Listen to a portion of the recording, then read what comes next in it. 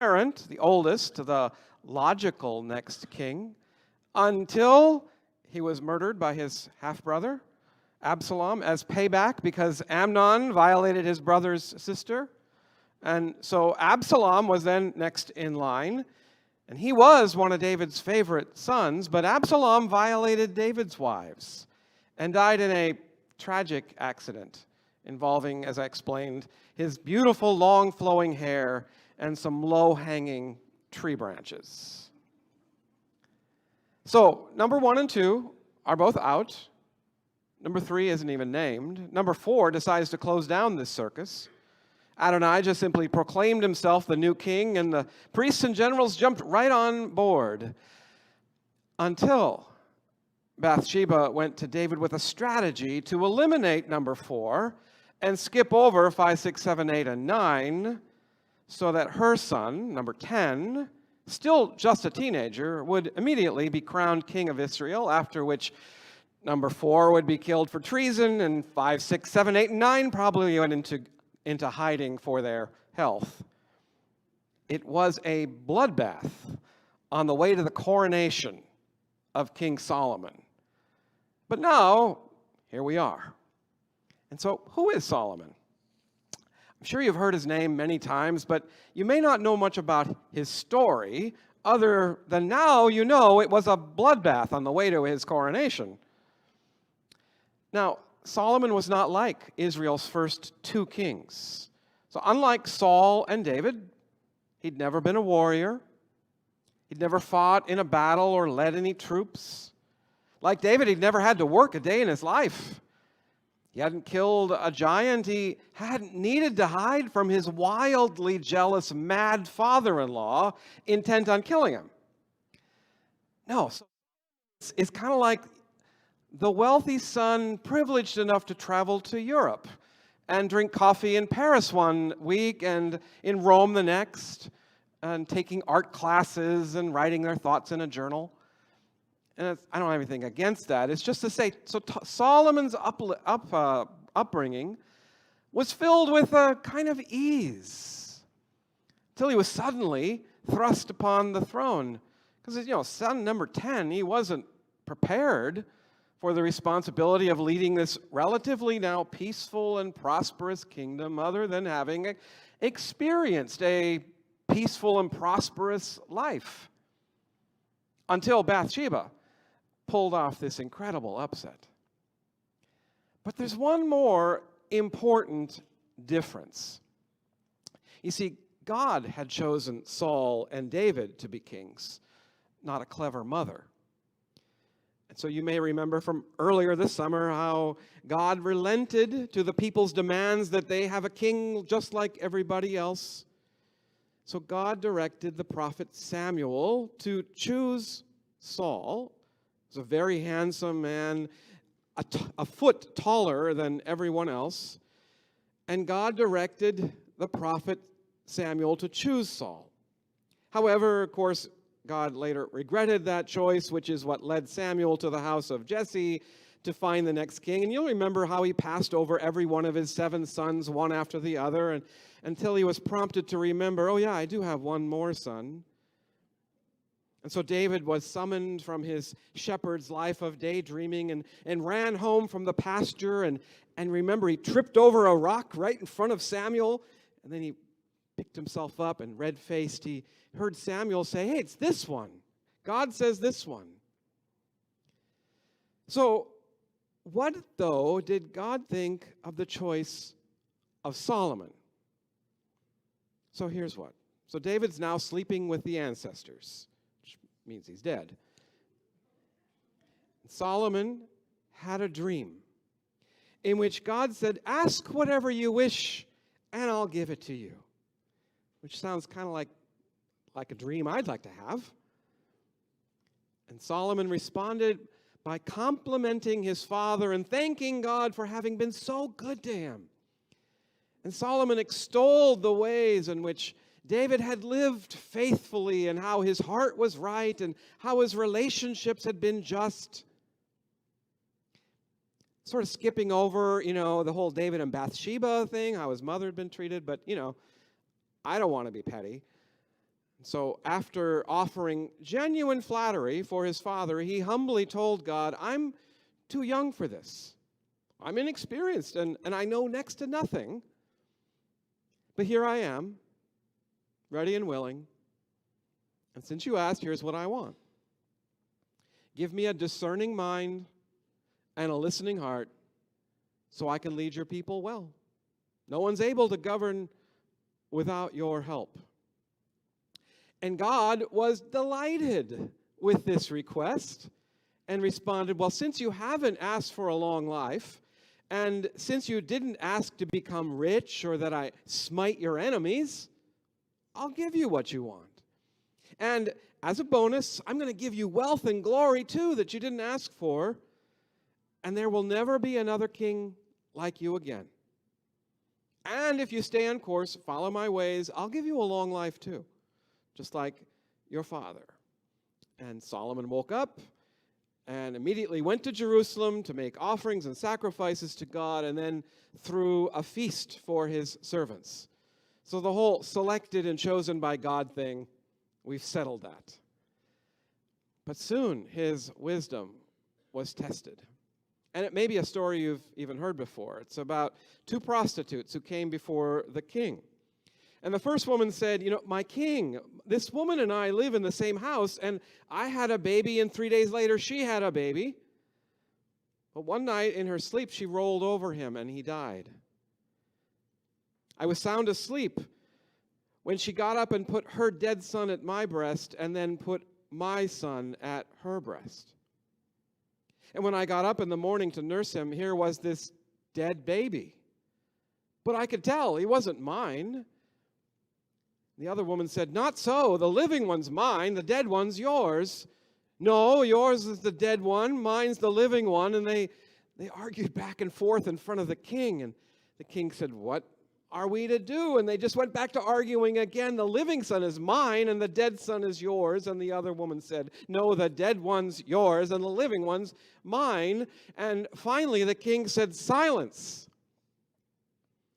And he thought for a moment, and he declared, I'm going to give half to each of you.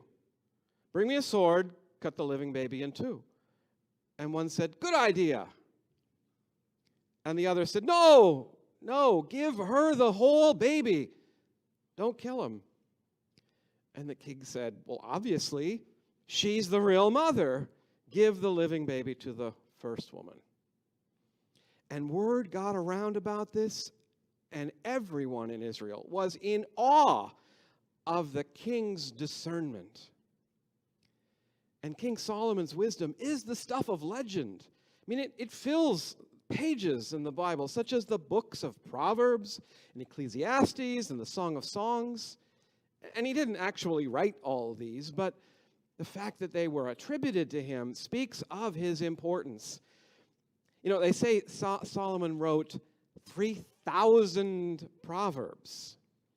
For example, here's some. The shrewd conceal their knowledge, but the heart of fools proclaim their stupidity.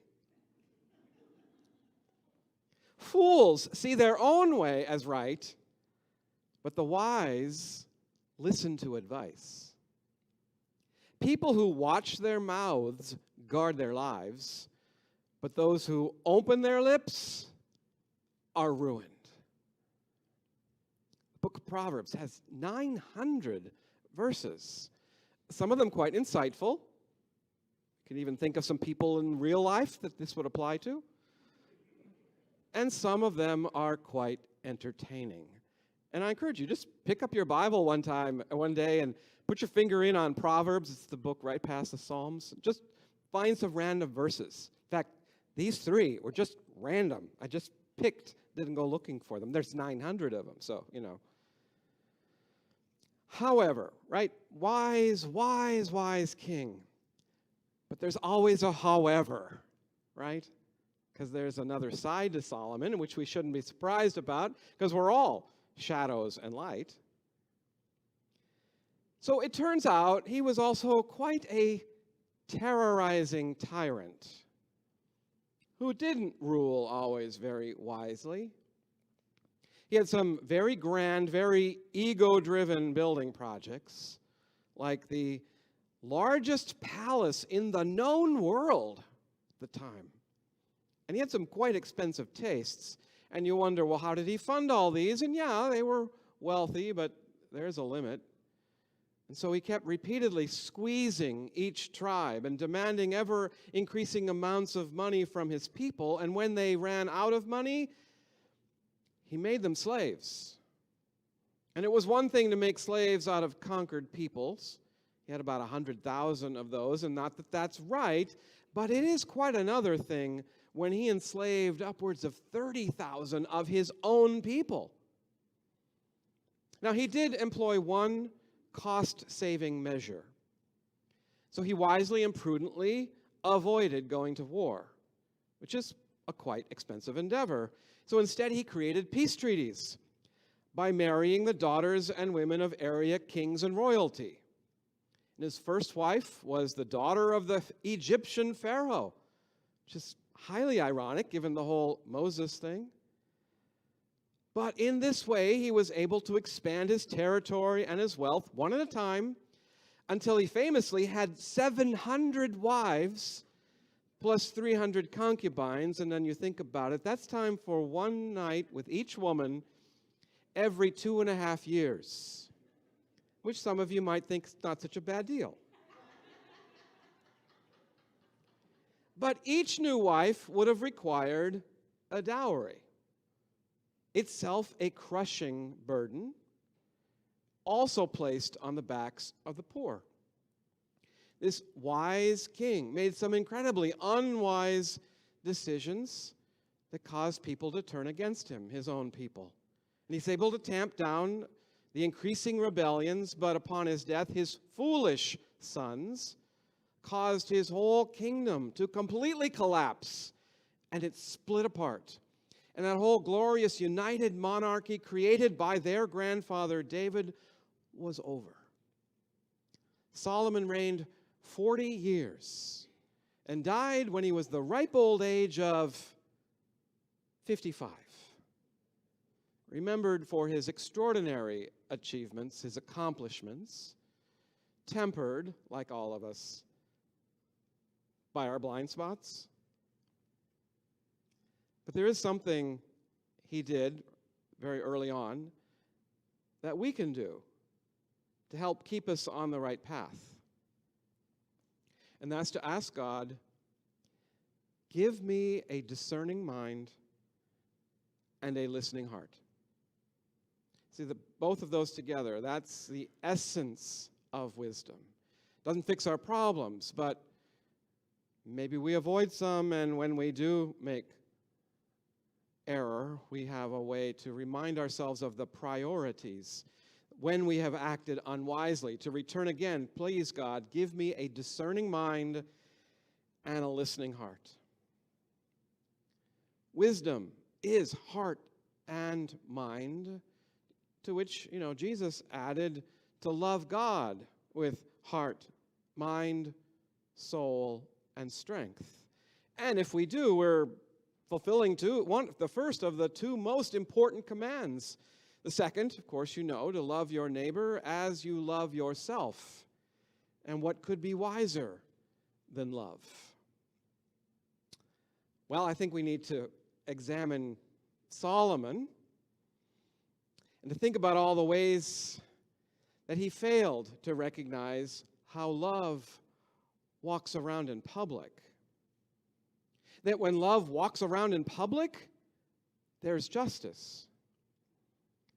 Widows and orphans and all who are vulnerable are protected, not crushed by the ego burdens of the privileged. When love walks around in public, strangers are welcomed. Love isn't a feeling, it makes wars to cease and brings peace among nations. Which makes me think, so in this very stressful political season we are in right now, our best wisdom is to pray, give us all a discerning mind and a listening heart. And please, God, let wisdom prevail.